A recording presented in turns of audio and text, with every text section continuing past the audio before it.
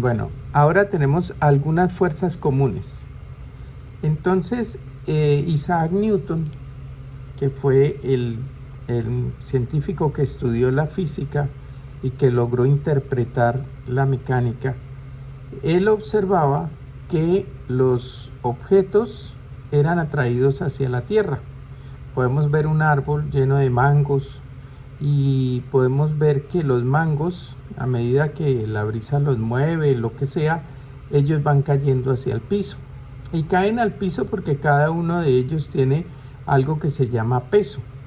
Entonces, el concepto de peso, todo cuerpo que se encuentra en proximidad a la Tierra, experimenta una fuerza de atracción gravitacional que se llama peso.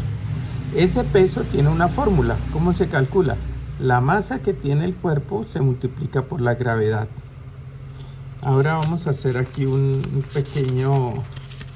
pequeña explicación acerca de la gravedad. La gravedad se determinó en Londres, se hicieron unos experimentos, y en Italia también se hicieron experimentos de la gravedad, y en esos países, en Europa, la gravedad estuvo alrededor de 9.8 metros por segundo cuadrado. ¿Sí?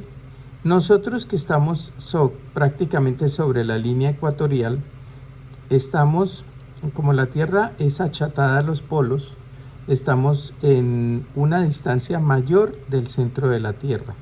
Entre más distantes estemos del centro de la Tierra o del centro geométrico o el centro de gravedad, la gravedad que nosotros experimentamos es menor que la que pueden experimentar más al norte o más al sur. Como estamos más distantes por la forma de la Tierra, nuestra gravedad es un poco menor. No es que sea muy menor, sino algo menor a 9.8. Sin embargo, por ejemplo, en el polo norte, como está achatado, el radio que hay del centro de gravedad al polo norte es menor al radio que hay del centro de gravedad al ecuador. Entonces, la gravedad que hay en el polo norte sería mayor, algo mayor a 9.8. No quiere decir que vaya a ser una exageración, sino un valor algo mayor a 9.8. Entonces, explicaba, por ejemplo, explotar oro, explotar ciertos materiales aquí en el Ecuador, si se llevan a vender en países que están mucho más al norte, al ser afectados por una mayor gravedad, pues habrá una utilidad mayor que la que de pronto sí tendría si se vendiera aquí sobre la misma zona ecuatorial. Como les decía, tampoco es que sea una gran diferencia, ¿no? Que vaya a ser la gran utilidad, pero sí es una diferencia de precio un poco mayor. Entonces eso para tenerlo en cuenta. Entonces seguimos. El peso se ubica en el centro de gravedad del centro geométrico de un cuerpo. Entonces, por ejemplo, nosotros tenemos un balde. El balde estaría su centro geométrico aquí, entonces ahí se ubicaría el peso. Un cono, cada uno en su centro geométrico. Entonces, ¿qué pasa con el centro de gravedad? Dice la teoría, dependiendo de la forma del cuerpo y cómo están distribuidas las partículas que lo conforman, el centro de gravedad se ubica más cerca o más lejos del centro geométrico. Entonces, supongamos que tengo este balde, digamos, esto es un balde vacío, el centro de gravedad quedaría aquí. Pero si yo le lleno de arena hasta un poquito más abajo del centro de gravedad, pues automáticamente el centro de gravedad va a bajar. Ya no va a estar donde estaba, sino va a ser más abajo. Entonces, dependiendo de la composición de las partículas, el centro de gravedad va a estar más cerca o más lejos del centro geométrico. Vamos a ver ahora la fuerza normal. Entonces, por ejemplo, nosotros apoyamos una botella de agua sobre una mesa. Entonces, cuando un cuerpo se apoya en una superficie, el cuerpo experimenta una fuerza que ella le aplica. Entonces la mesa, para no dejar que el pote la atraviesa, tiene que aplicar una fuerza opuesta. ¿Opuesta a qué? En este caso sería opuesta al peso que se le está aplicando. Y entonces es perpendicular a la superficie. Por ejemplo, tenemos una escalera apoyada en una pared, entonces ahí no es igual a como estaba acá, pero la pared va a ejercer una fuerza opuesta a la escalera. Pero ¿qué característica tiene?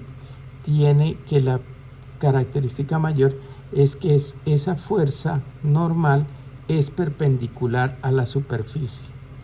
Si por ejemplo una persona estuviera en un túnel, en un conducto, y ese conducto estuviera lleno de agua, la persona va a ser empujada por el agua hacia arriba, ¿sí? Entonces esa persona que va a estar en contacto con la parte superior del túnel, de la cueva, de lo que sea, va a experimentar una fuerza normal que ejerce la superficie hacia abajo. Entonces no siempre es equivalente la normal al peso. En este caso la fuerza normal pues viene desde la parte de arriba. También puede ocurrir que el techo empuje a la persona hacia abajo, dependiendo de las circunstancias. Tenemos por ejemplo una caja que se desliza sobre un plano inclinado. Esa caja recibe una fuerza de empuje perpendicular a la superficie.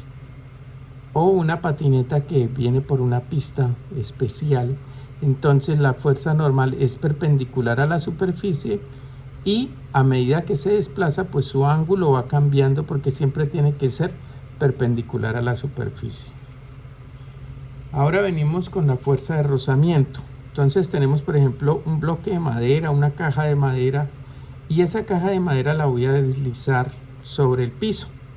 Resulta que la madera, por lisita que la podamos ver, ella, si la miramos en un microscopio, ella tiene muchas ranuras, muchas imperfecciones. Y si yo la voy a desplazar por el piso, así el piso esté súper limpio, súper trapeado, encerado, el piso también tiene unas rugosidades. Entonces, al entrar en contacto la rugosidad de la caja con la rugosidad del piso, va a generarse una fricción.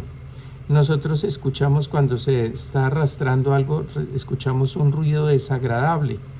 Ese ruido desagradable es esa fricción que están ocasionando esas dos superficies muy imperfectas, y esa fuerza es contraria a la velocidad o contraria al movimiento. Entonces, un cuerpo que se desplaza sobre una superficie o sobre otro cuerpo experimenta una fuerza opuesta al sentido de su movimiento. Esa fuerza ejercida por la superficie se denomina fuerza de rozamiento o fuerza de fricción, la cual es opuesta al sentido del movimiento. Entonces, como les estaba diciendo, tiene que ver es con la rugosidad de las superficies. Ahora, para profundizar un poco, ¿por qué pasa eso?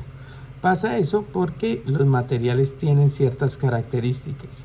Existen laboratorios de materiales que hacen estudios para verificar, entre muchas características que tienen los materiales, una de ellas es el coeficiente de rozamiento. Entonces se halla coeficiente de rozamiento para el acero, coeficiente de rozamiento para la madera, para el concreto, para el asfalto, en fin, es innumerable en la lista de coeficientes que se determinan. Los valores están entre 0 y 1. Entonces un coeficiente puede ser de 0.2, 0.15, 0.5, o sea, dependiendo del coeficiente de rozamiento. ¿Y cómo se calcula? Se calcula multiplicando el peso del cuerpo por el coeficiente de rozamiento. Bueno, entonces, ¿cuál sería la tarea? La tarea sería que en su cuaderno tomen nota de los conceptos, consulten cada uno de los conceptos que se trabajaron para que en la próxima clase hagamos ejercicios de aplicación. Que estén muy bien.